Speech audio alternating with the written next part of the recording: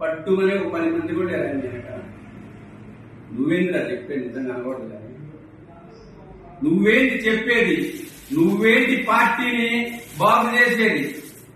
నువ్వు నాశనం చేయకుండా ఉంటే చాలు, అదే పెద్ద మేలు పార్టీకి. నువ్వు ఇలాంటి చర్యలతోటి పార్టీ మీదకి చెడ్డ పేరు తీసుకొచ్చే విధంగా చేయకుంటే అదే మేలు. అంతేగాని ఇవన్నీ మానేసి మళ్ళీ ఒకసారి చెప్తున్నాను, నువ్వు ఏదైతే ఆరోపణలు చేశావో అది నీ రాజకీయ లబ్ధి కోసం చేసిందే. చిన్ని గారికి నేను డబ్బులు ఇవ్వలేదు, చిన్ని గారు నన్ను మోసం చేయలేదు. నాకు హాస్పిటల్ ఇబ్బంది ఉంది, ఆ ఇబ్బంది నుంచి నేను ఎలా బయటికి రావాలో నేను చూసుకుంటాను. నీ అవసరం లేదు. నాకు కొంతమంది సహాయం భరోసా ఇస్తానది వాస్తవం. అది నేను నా సమస్యని, నా వ్యక్తిగత సమస్యని, ఇక్కడ నా వ్యక్తిగతమే కాదు, హాస్పిటల్లో నాతో పాటు పార్ట్నర్స్ కూడా ఉన్నారు. నేను ఒక్కడే కాదు, నేను ఒక్కడే చిన్ని గారు మోసం చేసింది కాదు. అది హాస్పిటల్ ఒక సంస్థ, ఒక ఇన్స్టిట్యూషన్, దాంట్లో పార్ట్నర్స్ ఉన్నారు. ఆ పార్ట్నర్స్ మాట్లాడుకుంటున్నాం. మేము మా సమస్యను పరిష్కరించగలం. మీరు దీన్ని మీ అవకాశం కోసం వాడుకోవాలనుకుంటే మీకు తగిన బుద్ధి చెప్తాం. డెఫినెట్ గా మళ్ళీ చెప్తున్నాను, ఇలాంటి చర్యలు చేస్తే నీ ఇంటికి వచ్చి కొట్టడం జరుగుతుంది, గుర్తుపెట్టుకో. నువ్వు ఏదన్నా చేసుకోవాలనుకుంటే ఎమ్మెల్యే హోదాలో చేసుకో, అంతేగాని రాజకీయ ఆరోపణలు చేసి ఎదుటి వాళ్ళని డిఫేమ్ చేయాలంటే అంతకన్నా డిఫేమ్ చేస్తాం, అంతకన్నా దిగజారుతాం. ఈ రోజు నేను చదువుకున్న చదువు, నేను విదేశాల్లో తిరిగిన సంస్కారం కొన్ని చేయటానికి కాలు ముందుకు వేయట్లా. నీలా దిగజారుతనంగా వచ్చేసి చేయాలనుకుంటే అంతకన్నా ఎక్కువ జరుగుతుంది. ఇప్పుడే హెచ్చరించాను, ఇంటికి వచ్చి తనటం జరుగుతుంది, గుర్తుపెట్టుకో. నీ పని నువ్వు చేసుకో. నా హాస్పిటల్ నేను చూసుకుంటాను, నా వ్యక్తిగతం నేను చూసుకుంటాను.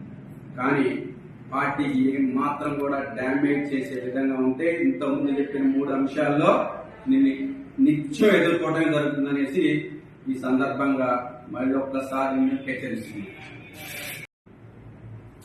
ఏంటది? తారాదాని గురించి బెల్ట్ షాపులు ఎక్కువ అవుతున్నాయి. నువ్వేడవా చెప్పడానికి? నీకేంటి? బెల్ట్ షాపులు ఎక్కువ అవుతున్నాయి అనేసి నువ్వు మాట్లాడడానికి 170 నియోజకవర్గాల్లో ఎలా నడుస్తుంది, ఇక్కడ కూడా నడుస్తుంది. ఏంది నువ్వు చేసేది? నీ వల్ల ఏమన్నా అవుతుందా? ఇంకోటి పెట్టే పోస్ట్ ఏంటది? పల్లెలన్నీ కన్నీరు కారుస్తున్నాయి.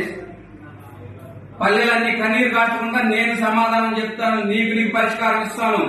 నాతో పాటు రా, చంద్రబాబు నాయుడు గారి దగ్గరికి వెళ్దాం, లోకేష్ బాబు గారి దగ్గరికి వెళ్దాం, పురపాలక శాఖ మంత్రి నారాయణ గారి దగ్గరికి వెళ్దాం, పవన్ కళ్యాణ్ గారి దగ్గర, పంచాయతీరాజ్ సత్న పవన్ కళ్యాణ్ గారి దగ్గరికి వెళ్దాం, రోడ్లు అడుగుదాం. 5 దగ్గరికి వెళ్తే 5 రోడ్లు ఇస్తారు. నీలా దద్దమ్మలా చేతగాని ఒక ఎమ్మెల్యేలా కూర్చొని సోషల్ మీడియా ఉంది కదా, ఒక రాత రాష్ట్ర అయిపోద్దన్నది కాదు, నవ్వుకుంటున్నారు. పల్లెలన్నీ కన్నీరు పెడుతున్నాయి, రోడ్లు లేక వెళ్ళకపోతున్నాయి అంటే అది నీ చేతగానితనం కాదా?